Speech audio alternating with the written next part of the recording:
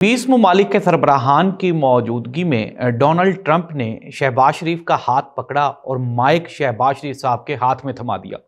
उसके बाद मियां मोहम्मद शहबाज शरीफ वजीर आजम इस्लामी जमहूरिया पाकिस्तान, उन्होंने डोनाल्ड ट्रंप की तारीफ के पुल कुछ ऐसे बांधे कि पूरी दुनिया के जो हुक्मरान थे वो हैरान हो गए। जी हाँ, मैं बात कर रहा हूँ नाज़रीन शर्म अल शेख में, जो आजकल इसराइल फ़लस्तीन गज़ा के मामले को लेके जो बड़ा इकट्ठ हुआ है वहाँ की।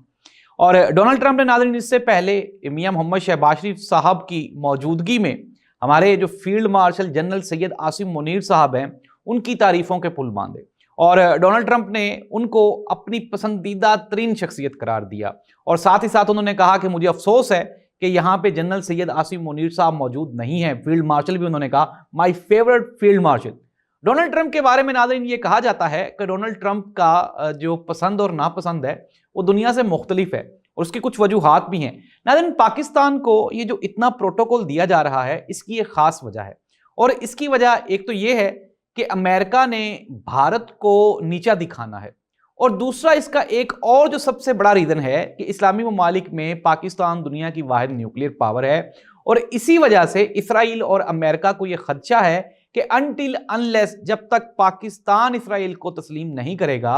तब तक पूरी जो मुस्लिम उम्मा है उसमें एक कंट्रोवर्सी क्रिएट रहेगी।